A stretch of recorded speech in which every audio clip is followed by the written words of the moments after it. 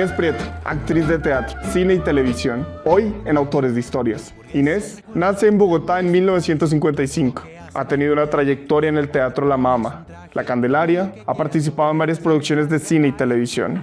Ha sido profesora y gestora cultural los últimos años.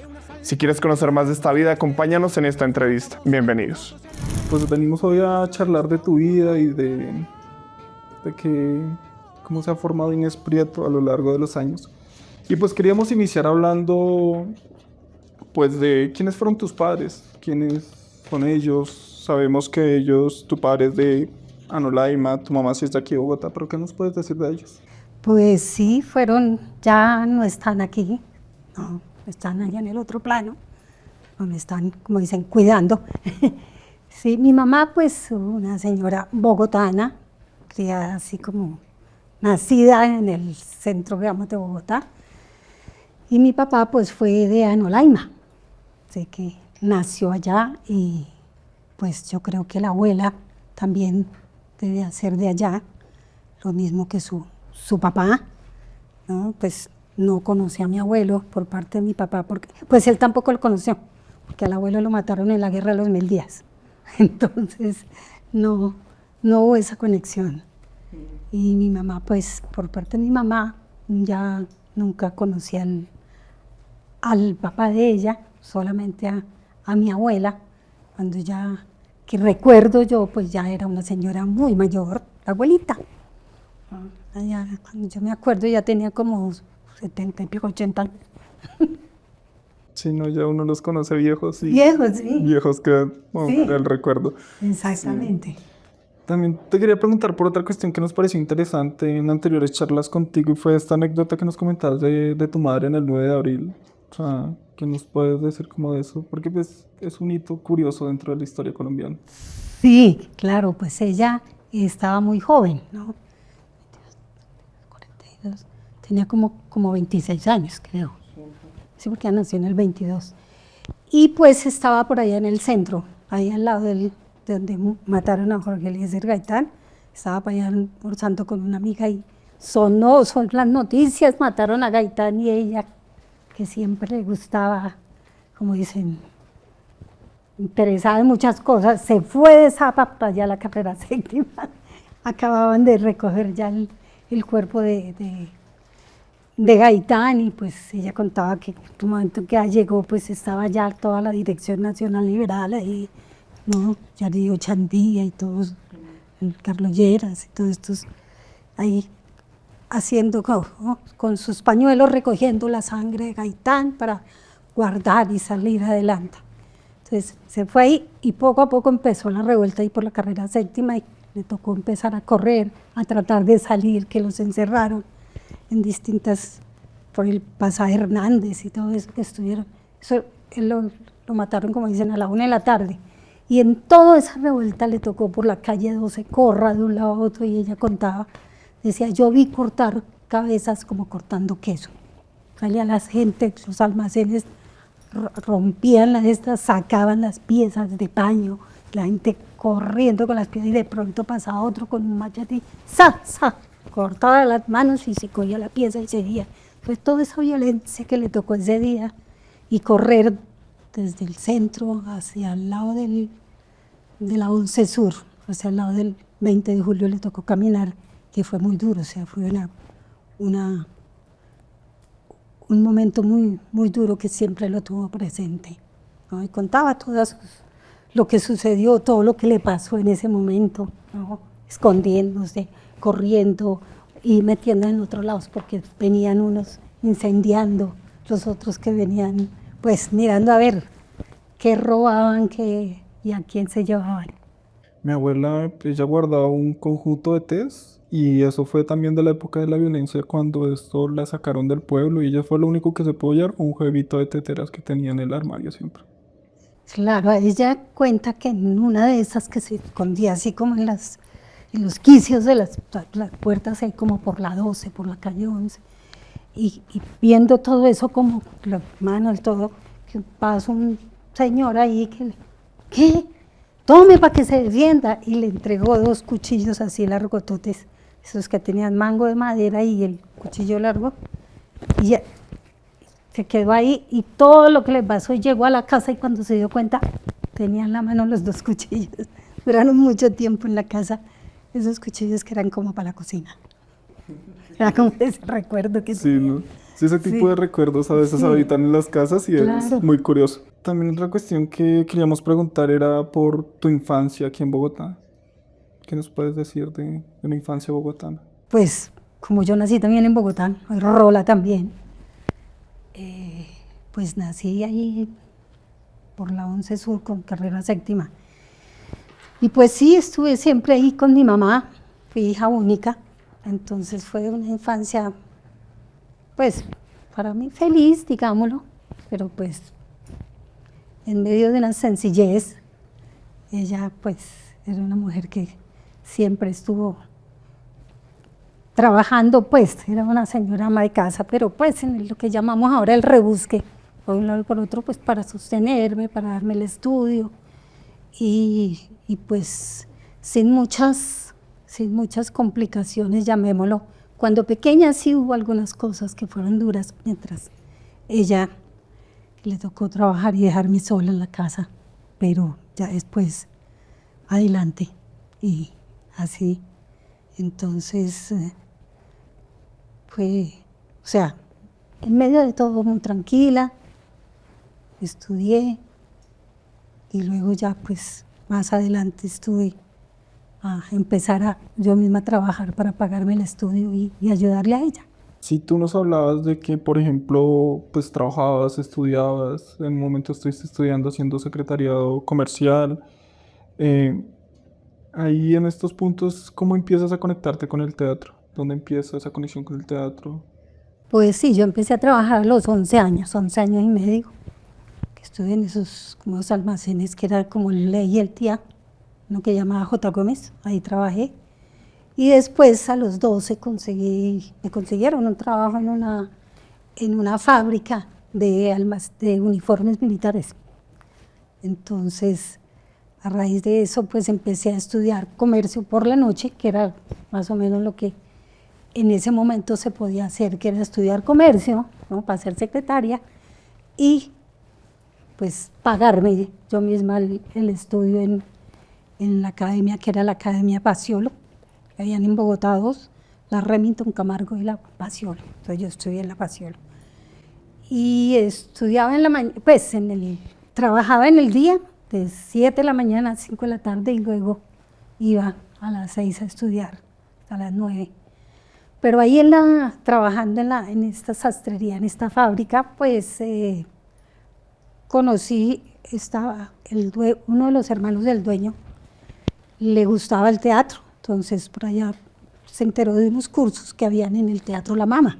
Entonces él se inscribió porque pues, le gustaba eso, y se inscribió, y pues ya como dicen, esa convivencia en la fábrica y todo, pues ahí terminemos de novios, y de pronto me invitó a un ensayo, entonces eso que falta uno al colegio, igual a los ensayos, y poco a poco me fue gustando, porque pues a mí había hecho como esas actividades, pero las que hace uno en la escuela, cuando yo estudié, pues la sección solemne, el Día de la Madre, el Día de la Familia, entonces me gustaba mucho eso. Entonces ya el teatro pues sí, era otra, no, más serio, pero también me gustaba. Entonces de tanto de ir, ver los ensayos, de pronto me invitaban a una función que iba con mi mamá, y poco a poco hasta que me dijeron, ¿quiere hacer teatro? Luego yo, pues sí, pues venga. Entonces me metí al teatro y dejé de estudiar. Yo sabía que era atrás el secretario comercial. Quedé de secretaria, porque realmente no era lo que yo quería en ese momento. Pues cuando yo terminé la primaria yo quería estudiar Derecho o quería estudiar Medicina, pero pues realmente no se podía porque mi mamá no tenía las condiciones para eso. Entonces por eso decidí que pues estudiar Comercio, sí, que era como una opción que había. ¿Y seguiste trabajando en la sastrería o ya buscaste otros trabajos alrededor de...? No, pues yo seguí mientras, o sea, entré al teatro, yo empecé en 1970 en La Mama, y eso fue como en septiembre. ya estábamos nosotros, como dicen, de novios. Y pues de acuerdo a esas cosas, Alfonso me dijo, ¿a usted le gusta el teatro? Sí, pues casémonos. Bueno, casémonos. Porque en el momento el hecho de que tanto las mujeres o los hombres, para las familias, para la gente, era como muy mal visto, ¿no? Que las mujeres fuéramos artistas, hiciéramos teatro, eso era como chicas de mala reputación, ¿no? Entonces era terrible. Y los hombres, pues entonces terminan siendo, según la gente, eran marihuaneros, borrachos, drogadictos, homosexuales. Ese era el concepto que se tenía en ese momento de los artistas.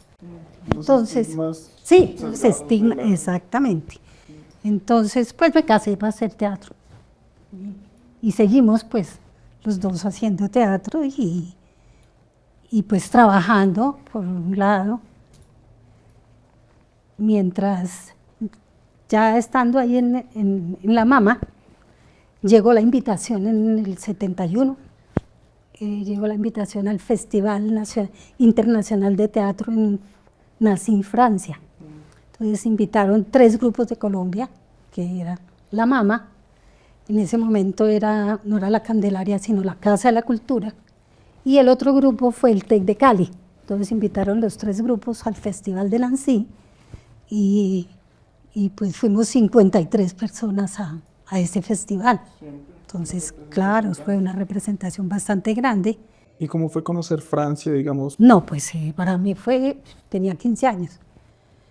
Y fue pues maravilloso porque era la primera vez que yo montaba en avión, la primera vez que salía de mi casa, como dicen, y fuera a la ciudad, y más a otro país, donde hablaban un idioma que no entendía, donde eran otras costumbres, ¿no?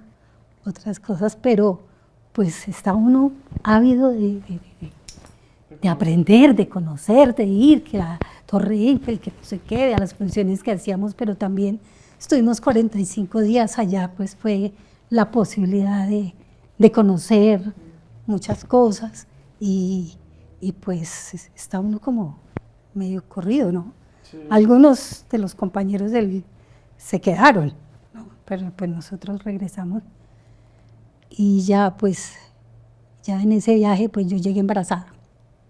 Entonces ya, como dicen, vino esa otra etapa, seguir en el teatro, pero venía el embarazo, continuar el nacimiento y continuar uno en el rebusque, siempre. Y como le dicen a uno, ¿y ustedes de qué vivían? Pues de milagro, porque eso estaba uno, por un lado y otro, pues seguía porque era la vida. O sea, el teatro y hacer esto es como la vida. ¿Y cómo era esa experiencia ya empezar a ser pues madre, estar en el teatro, rebuscarse la vida? O sea, ¿cómo fueron esos años para ti? Duro, en el sentido, pues sí, que había que hacer de todo, ¿no? Trabajar, o sea, ensayaba uno en la mañana, almorzaba en la Candelaria, pues almorzaba y luego salir por la tarde a rebuscar, a trabajar en distintas cosas, ¿no? ¿Y siempre con tu hija o...? Sí, claro, pues, con tu madre, o... pues no, nosotros vivíamos con mi mamá, entonces ella me colaboraba, ella quedaba con la niña. Y ya pues en el 73 pasamos de la Candelaria, de la Mama a la Candelaria, entonces pues fue ya otra, ¿no? Pues otra dinámica, pero sin embargo era lo mismo, trabajar en la mañana en el teatro, por la tarde buscar distintas fuentes de trabajo, ¿no? Incluso pues él dictaba clases, hacía otras cosas, yo a veces era secretaria o hice algunos momentos, fui aseadora del teatro, me pagaban, entonces ahí hacía, buscando, y luego por la noche llegar a hacer función.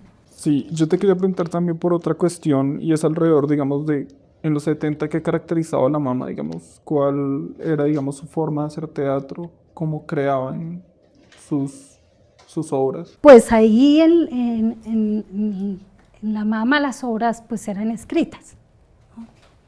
no era una creación colectiva, eran obras escritas, porque incluso la mamá la fundó Kepa Muchasti, Germán Moure y Eddie Armando y Jorge Cano.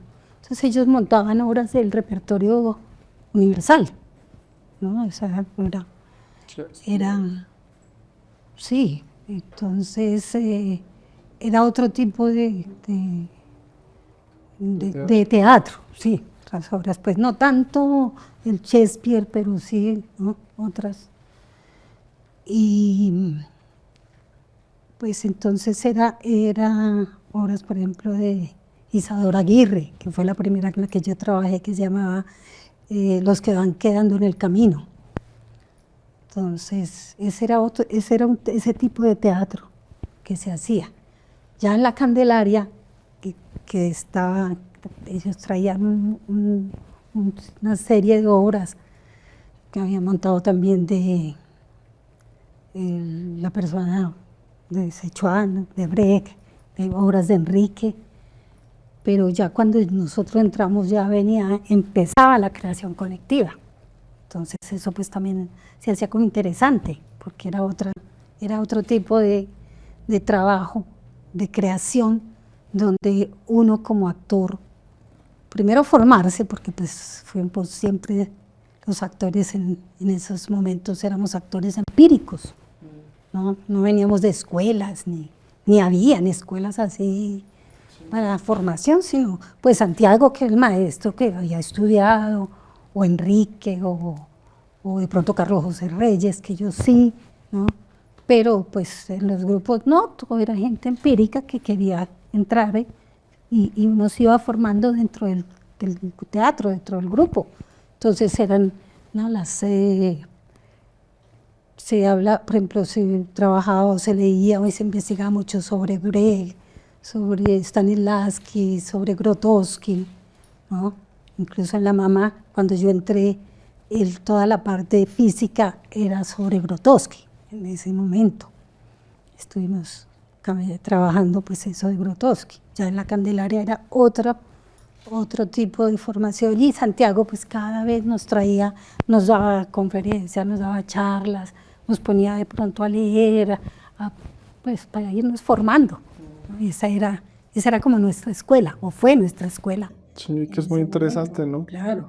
Porque en esos momentos era más, tú nos decías que era más fácil entrar, hoy en día sí hay como más trabas, no es como llegar a la puerta y no decir, buenas, quiero aprender, sino que... Sí, claro, en la mama era más fácil entrar, ¿no? Porque ahí entraba la gente y salía, había de todo.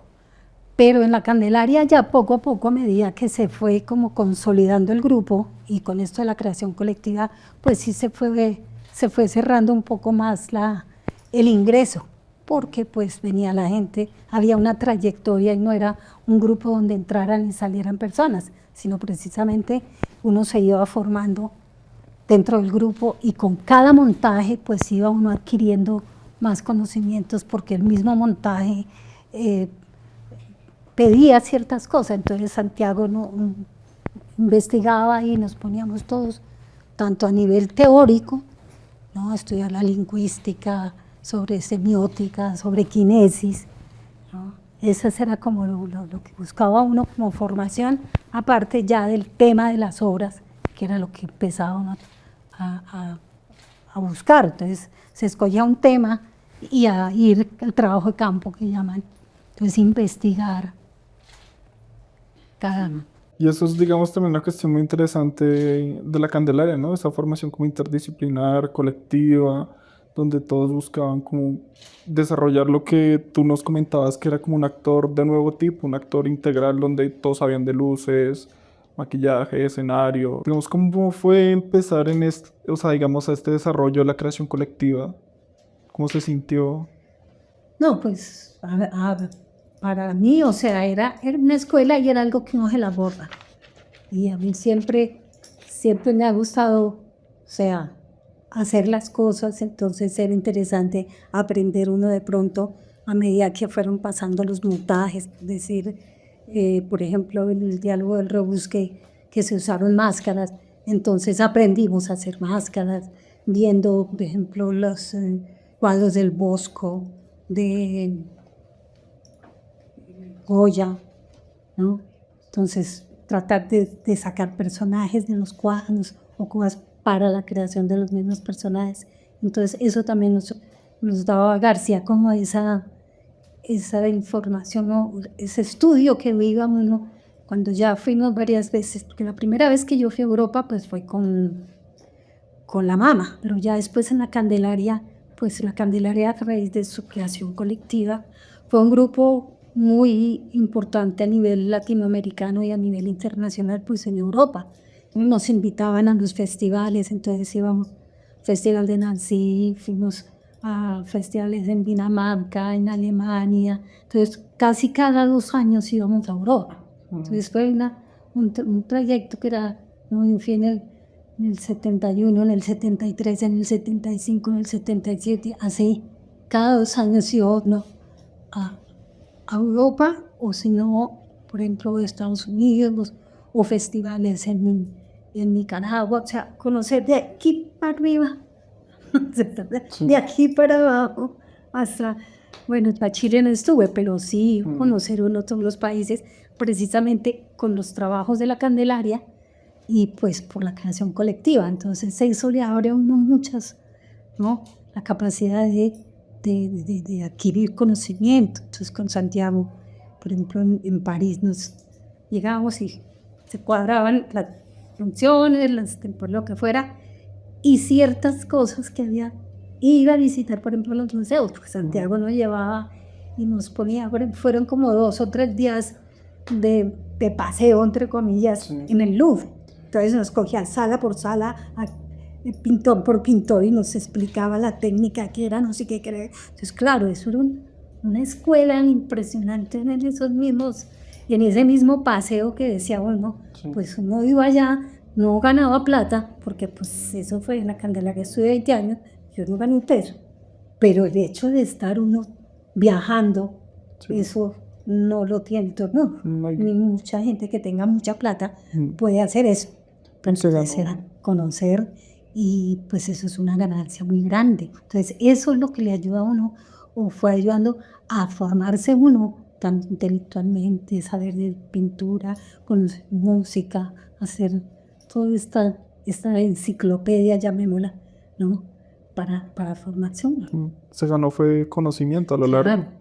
Sí, y Santiago fungía más que todo como profesor, ¿no? Porque ese, digamos, ese rol ahí de Santiago, pues me pareció muy curioso, ¿no? Yo cuando fui al Teatro La Candelaria, pues uno mira todavía que el placa conmemorando a Santiago, fotos.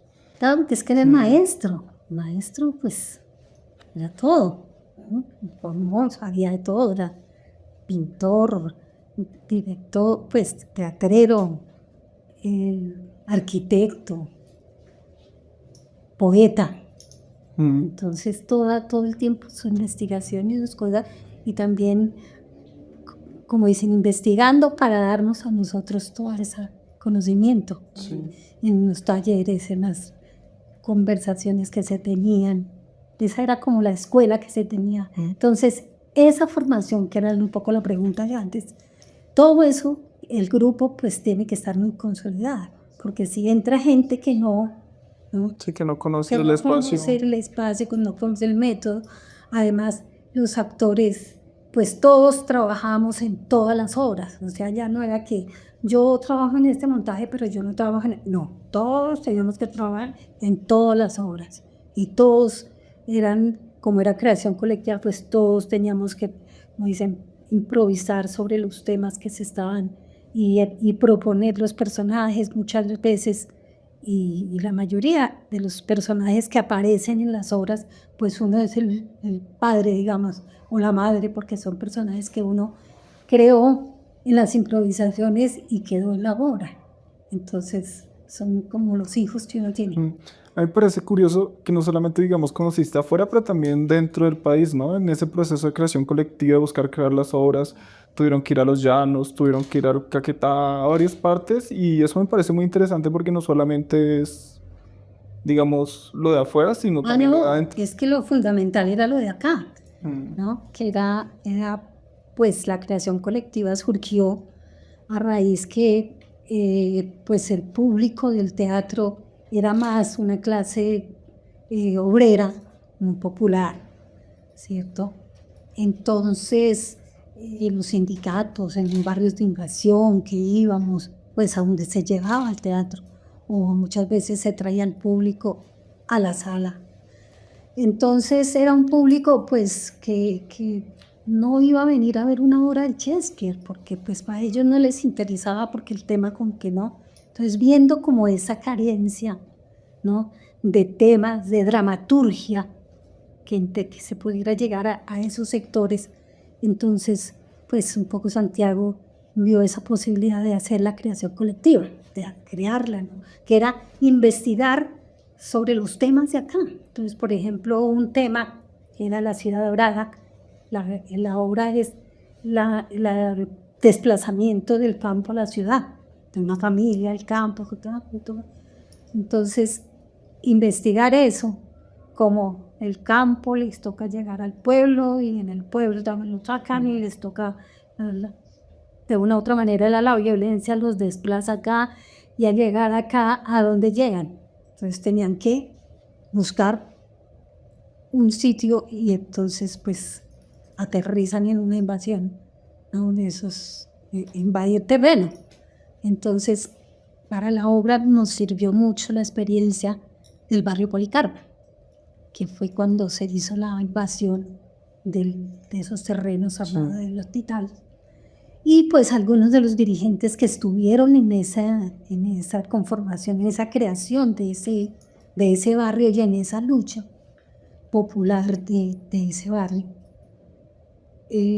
pues fueron a la Candelaria a contarnos cómo había sido y no, contar sus experiencias y su lucha. Entonces ese material era el que uno cogía, El que se nutría. de nos nutríamos y luego íbamos a hacer la improvisación. Entonces improvisaba uno sobre lo que nos habían contado, creando también otros personajes ficticios, llamémoslo, y ya de esa manera se creó la Ciudad Dorada, y era una obra que planteaba el desplazamiento del campo a la ciudad. Ficticios, pero a la larga reales, ¿no? Claro. O sea, muy presentes Muy con las presentes. coyunturas nacionales. Por ejemplo, me pareció muy curioso de anteriores charlas lo que tú decías que pasó con lo de Guadalupe Salcedo de la niña, ¿no? Sí, O sea, Guadalupe fue lo mismo. Guadalupe se creó un poco, el tema era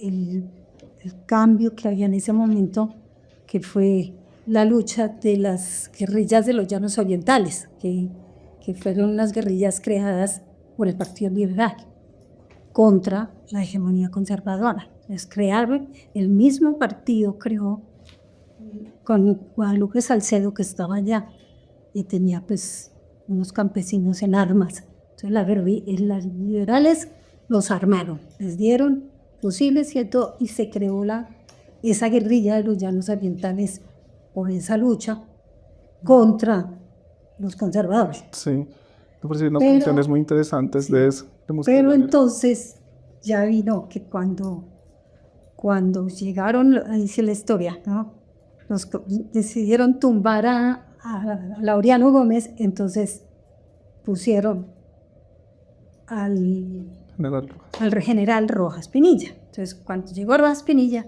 entonces le dijeron a Guadalupe, ya no hay para qué pelear, ya sacamos los conservadores, ya estamos los liberales, está Rojas Pinilla, pero por unos mesecitos y no más, y váyanse. Y el otro día, no, porque ya la lucha venía por otro lado, y venía pues también por todo el desplazamiento de los campesinos desde el Tolima, desde el Huila, que fue todo ese desplazamiento de la lucha campesina con Manuel Marulanda Vélez. Entonces, venían esos, como dicen, se unieron las del llano con las del Tolima, y pues dijeron, no, aquí ya no es que el problema sea Rojas Pinilla, sino es un cambio. Entonces, fue cuando los liberales decidieron emboscar y matar aquí en Bogotá a Guadalupe Salcedo. Entonces, nosotros, todo eso, por un lado, muchas entrevistas, muchas horas de grabación que tenía Arturo Alape sobre todos los dirigentes, tanto liberales como conservadores, como gente que estuvo en la guerrilla con Guadalupe, logramos, o sea, él tenía unas entrevistas, nosotros también logramos ir, entrevistarlos y coger todo ese material, ¿no? Y empezar a montar la obra. Mira, que fue Guadalupe, fuimos allá, fuimos compañeros a aprender a tocar los instrumentos, el arpa, el cuatro, a cantar, a crear las canciones, pues ellos aprender los distintos, bueno, toque, como es que tiene un nombre ahorita, el paseo y no sé qué. Sí, eso es... Sí, todos allá y yo no los tengo ritmos, ni idea de esa digamos, cosa. los ritmos llaneros, aprenderlos a tocar y luego otros a ir escribiendo las letras, ¿no? Aprender ir, es como dicen, ir sacando la inspiración para ir escribiendo las canciones de la obra. Entonces, todo eso se improvisaba y era con lo que se fue creando, por ejemplo, Guadalupe. Y uno de los viajes que hicimos a los llanos orientales, había una historia de una niña que nos contaban que le habían entregado en uno de los desplazamientos allá que llegó Guadalupe, le llevaron una niña de 12 años, se la entregaron, ¿no? El comandante, la niña del comandante. Entonces yo en la obra hacía a la niña del comandante, que llegaban y se la ofrecían. Y cuando fuimos al llano, al ver la obra, había una señora, pues claro, ya mayor, y después de la función la señora estaba llorando, y yo, ¿eso qué pasa? Es que yo era esa niña, yo fui esa niña. Y era la que le habían entregado a Guadalupe.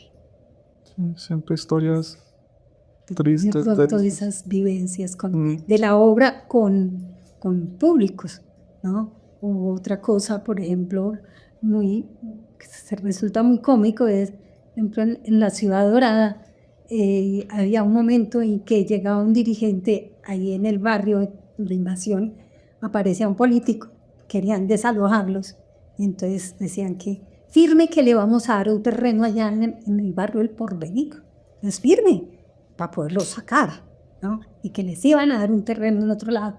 Y entonces la señora llegaba, firmaba el lógico, la sacaban y se quedaba pues en la calle. Pero cuando iba a firmar del público, un señor, que era como un dirigente comunal de un barrio, se botó al escenario, le quitó el esfero y lo otro, y dijo, no firme, no sea bruta. Usted no puede firmar. Todo el mundo quedó así. La gente pensó que era como de la obra, pero no. El señor era un dirigente y le había que decía, no firme. Te emocionó. Sí, decía, no puede. Lo que pasa. Sí, pero Había esas reacciones del público que creía que lo que estaba viendo era real. Entonces, por eso eran esos temas que siempre, entonces se empezó a crear esa dramaturgia y esa creación con los temas. y a lo largo también, o sea, uno tiende a preguntar por lo político en la Candelaria, pero uno tiende a caer en el error de creer de que los teatros son como de movimientos políticos, ¿no? Entonces la gente tiende a decir, no, que es que tal teatro era del MOIR y la Candelaria era del Partido Comunista. Pero digamos, tú nos comentabas que no terminaba siendo así, ¿no? O sea, ¿qué relación ustedes tenían con, digamos, con estos sectores? Pues es que de todos modos había como una, digamos, pues una conciencia, digamos, ¿no? Uno tenía su modo de pensar, ¿no? La idea de tener un cambio social en un país como estamos ahorita, ¿no? Un cambio, que haya. Entonces, pues había, cada uno tenía como sus formas de, digámoslo, políticas de esa lucha, ¿no? Pero pues sí, eran de pronto del partido, pero no quiere decir, algunos autores militaban, ¿no? En el partido, pero no quería decir que todo el grupo fuera un grupo del Partido Comunista, ni que lo financiaba el partido, ni que lo financiaba el brazo armado del partido que era las FARC, que no. Entonces, ahí te dice, es que esos son muertos, esos son... No, o lo del otro grupo que, pues, varios de sus militantes que eran, ahí era otro estrato, entonces ellos eran del MUIR, ellos iban por la China, no la línea Mao Zedong y todo eso. Entonces, pues el grupo no es que fuera todo el movimiento, pero habían Sí, había militantes. militantes. ¿No? Pero era como esa manera de pensar, esa ideología que tiene ¿no? De un cambio y esto, pues eso no quiere decir que uno milite en cierto partido, pero pues tiene una forma de pensar, una ideología, ¿no? Progresista, que eso no es que sea con un sello que ya lo macartizan. Sí, no es pecado. Sí. La gente tiende Sí, a sí, señalar sí, eso y... claro. y no. Y esas tendencias y esas cosas, por eso pues si vemos en este momento pues tanta masacre, tanta Sí, cosa, porque los echan el dedo, usted es de aquí, si usted está aquí esta frontera, yo estoy ahí. y paila y caen Es inocentes. una manera de pronto esa lucha y Mm. Y a la larga también, pues, eso trajo en cierto modo como una represión política, pero no repercutió como en todos los miembros de la Candelaria, ¿no? El teatro nunca paró per se a eso. no, lógico que no, pues sí hubo una represión a nivel nacional porque llegó el estado de sitio y pues con Turbay, que fue la época más dura que hubo de represión y todo contra la izquierda, contra esto. Y al ser algunos, pues, miembros, por ejemplo, en el caso de una compañera que era del comité central del partido, entonces, pues a ella sí le tocó salir del país, ¿no? Asilarse, sacar a su hija y el maestro le tocó salir unos días, pues él se fue menos, pero sí también le tocó salir. Nosotros que seguimos en nuestras presentaciones y seguimos pues porque la batalla había que darla. O sea, hay que seguir porque nosotros lo que hacemos es teatro. Nosotros lo que somos son artistas. Nosotros no somos políticos ni estamos haciendo la revolución en el escenario. Somos artistas que tenemos una ideología y presentamos unas obras a un público determinado que era la clase obrera, los sindicatos, los barrios, la clase menos favorecida donde nunca llegaba o llega al teatro. Eso a la larga también los marcó, ¿no? Hizo que se caracterizara el teatro, una conciencia social, una búsqueda de cambiar, digamos, pues la situación nacional. Sí, claro. Y uno seguirá y mientras estemos vivos, yo creo, seguiré en esa lucha y seguiré haciendo las obras con un contenido, con una cosa muy, muy puntual, ¿no? En este momento porque estoy trabajando con otra compañera es sobre la mujer, sobre la artista y de pronto en este momento las artistas mayores, que ahora pues ya cada vez estamos mayores, entonces somos desplazadas, si es de la televisión, pues que ya somos viejas, ya no trabajo, ¿no? Ya no hay. Y uno sigue, pues no está en la televisión, pero uno sigue en su lucha creando, ¿no? Y haciendo obras con un contenido sobre la resiliencia, sobre toda esta parte que hay en este momento. Uno sigue en esa lucha y no quiere decir que entonces sea abierta. Si no, sigue luchando. Yo no me quitarán eso y moriré en las tablas haciendo teatros que puedan, actuando pues. Uno muere en su ley. En el otro. Siempre uno a la larga termina muriendo en su ley, ¿no? O sea, donde uno se forma y es... Sí. Yo no sé hacer nada más, sino actuar o dirigir. Sí. Y digamos en este papel, o sea, volviendo a lo de la creación colectiva, ¿tú qué roles cumplías dentro de la creación colectiva? ¿Te dedicabas a luces, al montaje, a escenarios? ¿Tú qué roles Pues estabas es que ahí? hay demasiado de todo. O sea, en el escenario pues era improvisar sobre los temas, crear los personajes. Ya después cuando venía la etapa del montaje, pues los que nos tocaba algunos a meterse ahí a tiempo, pues ayude a hacer la escenografía, eche serrucho, martillo, clave, puntilla, a aprender a hacer, ¿no? Que esto, los otros a poner las luces, los que se derribaban, a organizar, ayudarle ya al maestro. Nosotros si había que hacer máscaras, pues entonces se ponía uno a hacer máscaras. Pero claro, Y más fuera de gustaba eso, aparte de eso, de la parte artística, también estaba la otra parte que era la parte administrativa. Entonces se dividía en comisiones, ¿no? Entonces estaba después comité organizador, que estaba la parte de la comisión financiera, estaba la parte de relaciones públicas, que decía uno que era todo lo de difundir las obras, vender funciones. Entonces a mí me tocó, en esa parte de funciones me tocó el sector de los sindicatos. Entonces yo trabajaba ya me conocía a todos los presidentes de todos los sindicatos de Bogotá y todo de allá iba a venderles boletas, a llevarlos a vender función acá afuera. Entonces mi trabajo era con los sindicatos. Otra compañera estaba encargada de los colegios.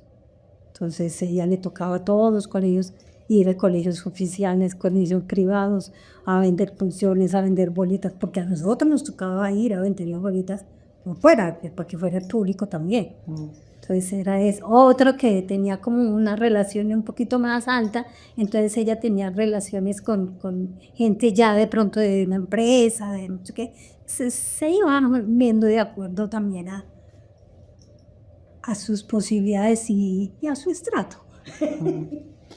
Sí. Pero ¿y qué era lo que más te gustaba, digamos, de ese Pues en eso en lo que estaba, o sea, me gustaba la parte de las relaciones, de difusión. También iba, que se hacían en esa época, tocaba hacer las gacetillas, sacar fotos, ir uno todos los fines de semana, los viernes, a los periódicos a llevar la gacetilla con la hora, la información, las fotos, para decir que la semana entrante vamos de miércoles o de martes al sábado con tal obra. Entonces tocaba ir a la prensa, llevar allá ¿no? Pues toda la información. Entonces yo hacía a veces eso. Y ya cuando estábamos en la gira, pues yo estaba encargada de la parte, digamos, de logística, que se llama ahora, que era desde aquí mandar toda la información de lo que tocaba conseguir allá, ¿no? Con medidas y todo, que tal cosa, tales, se necesitan hacer los croquis, hacemos la medida de todo, para mandar a los festivales internacionales de lo que necesitábamos. Y al llegar allá, apenas llegaba cargarme, como cargaba el festival o donde fuéramos, si lo que se había pedido ya estaba, y revisar y estar pendiente de todo. Entonces era como la encargada de esa parte logística también. ¿Y nunca tuvieron, digamos, trabas por aquellos sesgos políticos que tenían la gente de evitarles funciones, de publicitarlos o cosas así? ¿O todo fluyó de una manera? No, pues fluía porque, por ejemplo, en la prensa, pues también hay periodistas que pues eran periodistas que estaban como de este lado, o sea, gente muy progresista, los faves de teatro, publicaban, pues uno no iba de pronto al Siglo que publicara porque sabía algo, miraba muy déjela, ¿no? Pues de pronto sacarían una notica, pero si uno iba al espectador, le sacaban la nota y la foto y el tiempo, y así, ¿no? Distintas. Pero pues sí, allá en esa época habían los críticos de teatro, entonces lógicamente salía el crítico con su artículo hablando de la obra, o en bien o en mal, pero hablaba, salía. Entonces, y como todos los grupos nos presentábamos así, o sea, les llegaba la información de todos los grupos de lo que se presentaba en Bogotá. Entonces, eso ya ellos tenían y seleccionaban. ¿Y el teatro siempre funcionó en Bogotá o hacían, digamos, obras por fuera, digamos? No, nosotros hacíamos, o sea, se hacían funciones aquí, las temporadas y temporadas de repertorio, pero muchas veces, o sea, siempre viajábamos. O sea, no íbamos con la obra, nos invitaban a función en tal lado, o a veces una vez arrancamos con una gira, empezamos en Bucaramanga, dimos por allá a la vuelta, fuimos a Riohacha, no sé qué, fuimos a Barranquilla, y terminamos en Pasto.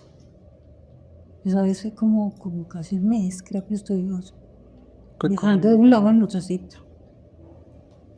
Y se presentaba, íbamos a todos los pueblos, o sea, a conocer Colombia, porque nos tocó ir en chalupas, a pie, a caballo, con los inundaciones de los ríos. Me acuerdo una vez en Arauca que nos tocó, se inundó, creció el río y tocaba, la escenografía se fue Sí, sí. rodando y nosotros a tratar de pasar ese río que a caballo, yo nunca había montado a caballo, escucha, y los otros agarrados de la cola del caballo a pasarle ese río y es que el agua del caballito apenas sacaba la cabeza y después, ¿no? Perdidos una vez para allá en la selva, nos comieron los zancudos, no había con qué comer, ¿saben? Nos llevaban, iban para las ferias y fiestas y festival del deporte y la cultura en Salamena. Y entonces llevaban carne cecina para el festival, quedamos entre los caños crecieron y se llevaron unos jeeps, quedamos ahí parqueados. Ese día, la noche, el otro día, y no había que comer. Entonces a sacar esa carne cecina y cruda todavía, hágale ahí mientras pasamos. Sí, no, esos... En esos viajes nos tocó comer culebra, había un ranchito que nos dieron. Ahí tocaba hacer... Sí, porque no quedaba... También ha ido, ¿no? Y llegar a comer caviar. Bueno, Sí, todos los estratos. todo También te quería preguntar por otra cuestión, y ya esto como más adentrándose en los 80 y lo que tiene que ver con esta obra de teatro que termina siendo como una premonición, que es Golpe de Suerte. pues suerte sí es. Qué de suerte dieron con esa premonición tan terrible. Sí, es ahora. Pues el tema era Lucho Barranquilla. La época amarilla era una especie de Pablo Escobar, pero él estaba allá en Barranquilla, en la playa. Al día en la playa decían con baúl lleno de plata, y la gente hacía cola y le dijeron, ¿qué quiere? No, hay que necesito, tome. Él repartía plata a diestra y siniestra, ¿no? Y era pues maripero, la época de la bonanza, la marina. Y pues como interesante un poco la historia de él y esas cosas. Entonces se empezó a investigar, se fue allá a la costa a averiguar. Incluso Santiago creo que alcanzó a hablar con él antes de que lo mataran.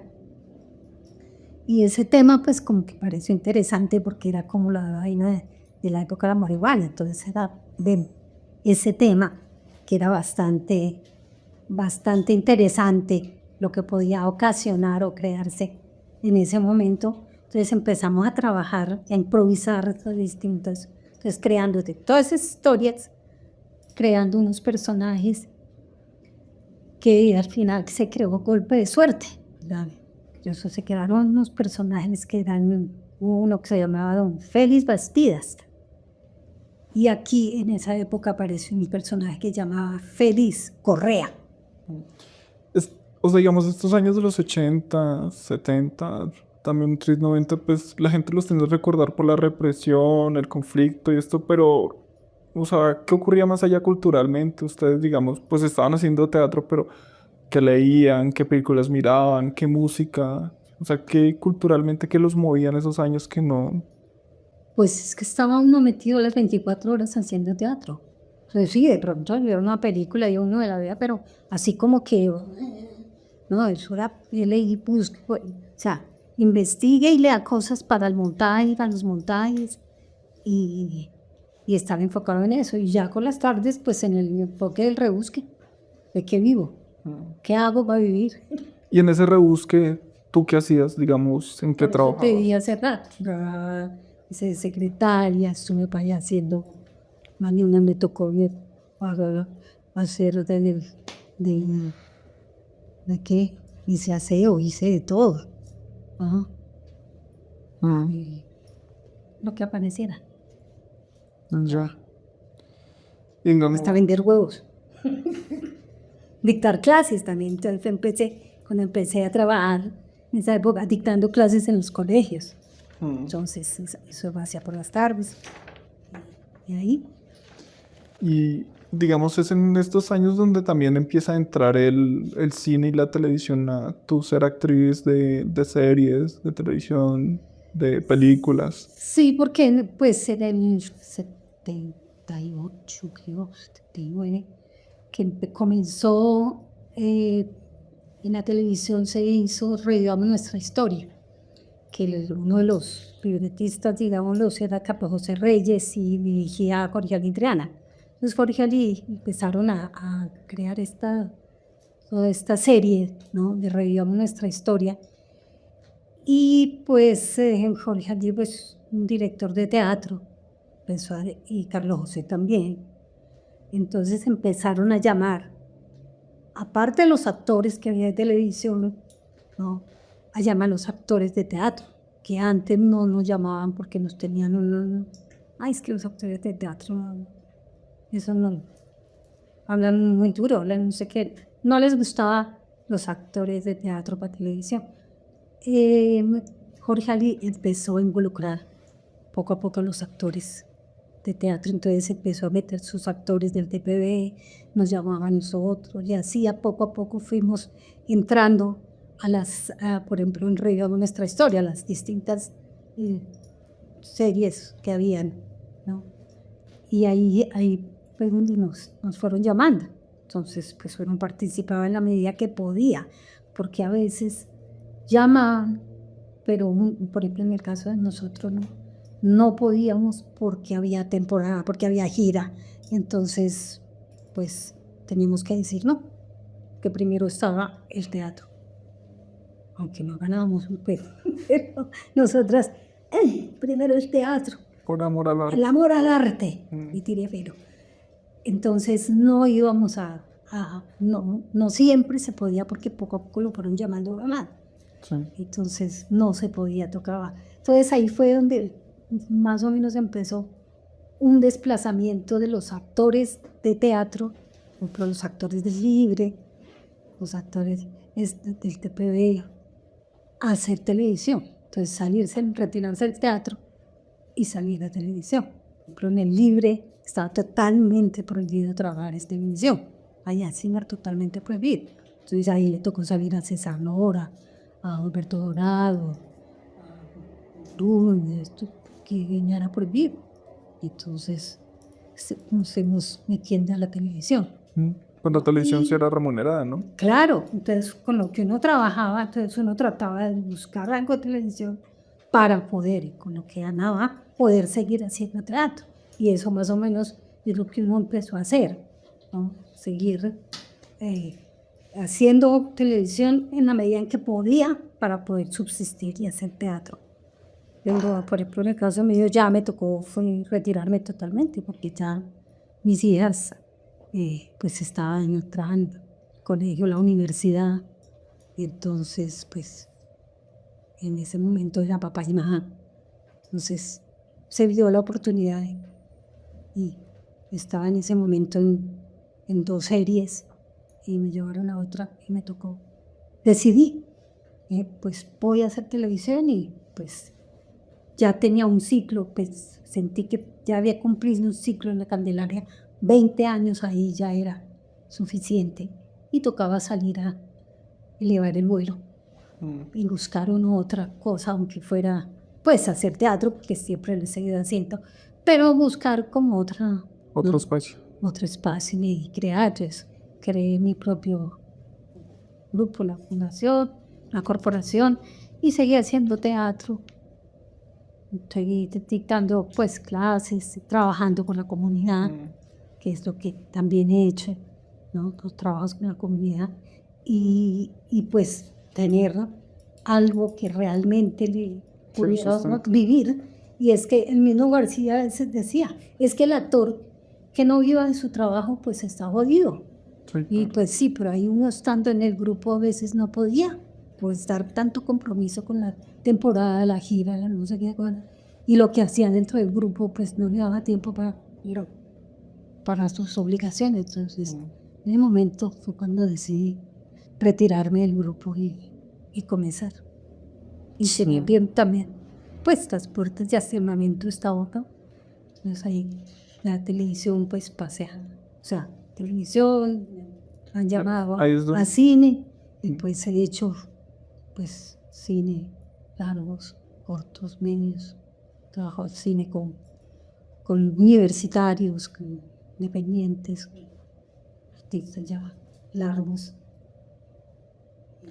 Y ahí es donde, por ejemplo, tú pues creas tu corporación que se llama la Corporación La Cuadra, ¿no? La Cuadra Corporación Y ahí Cultural, sí. empiezas también a ser maestra también con unas corporaciones donde ya empiezas a ejercer la docencia y esto. Sí, sí, aparte de los otros lados, estuve trabajando con la CUN, estuve 5 años dirigiendo el grupo estable de la CUN, estuve en Star Colombia 6 años en una academia que era Patricia Polanco, y así seguido, trabajé uno que otro taller en caja de herramientas, entonces, y ahí he seguido. Y cómo es, o sea, saltar de estas cuestiones de pues ser actriz a empezar a enseñarle a la gente, digamos, tu arte. Digamos, como pues ya sabemos que muchas de las herramientas que tú aprendiste en la creación colectiva pues te sirvieron para la enseñanza. Y eso también cómo lo vas aplicando a estos espacios como tu corporación de La Cuadra y eso. Pues porque o sea, los que estaban pues también eran actores, ¿no? Que veníamos de otros lados. Y pues montando las obras, buscando ese trabajo de pronto con el Instituto Distrital de Cultura y Turismo en unos proyectos, por ejemplo en la época de Antanas, que se hizo todo lo de la cultura ciudadana, entonces lo de los niños y todo esto. Estuvimos trabajando también con recicladores y otro tema que era resolución de conflictos en los barrios. Pero todo eso lo hacíamos a través del teatro. Entonces con la corporación logramos conseguir como dicen, ese proyectico, algo que daban dinero y hacíamos pues se trabajaba con la comunidad y llegábamos como unos sketches sobre la problemática. Entonces, poco a poco, ahí me fui metiendo por el trabajo de la comunidad, pero siempre enfocado en la parte artística.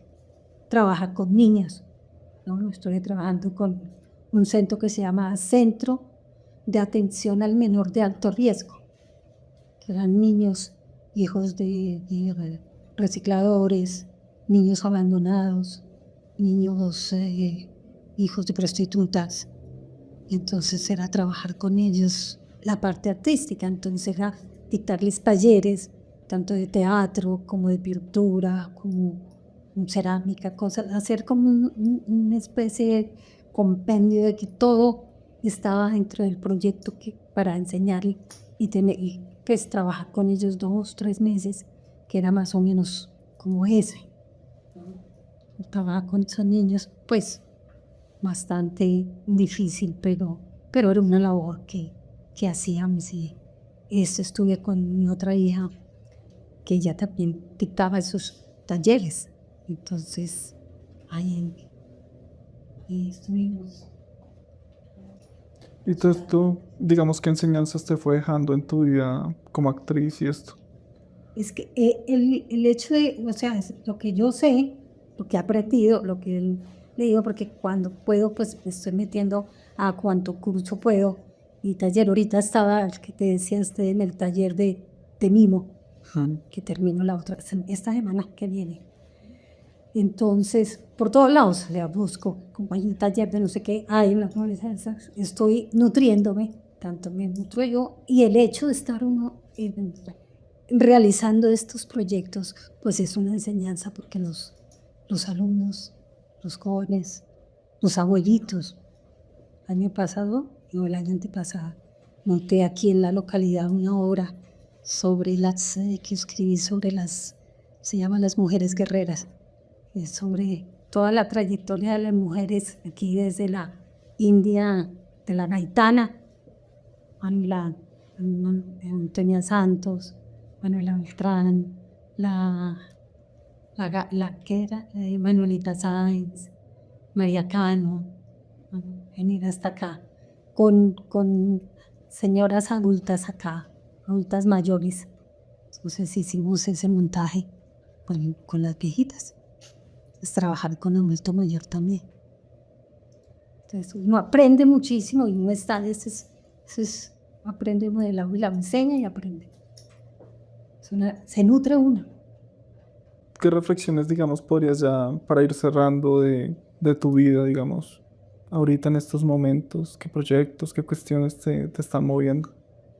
Pues en este momento, pues por un lado, estoy muy, pues,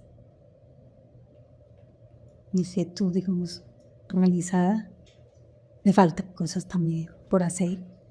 Y pues la idea es seguir en esta búsqueda, ¿no?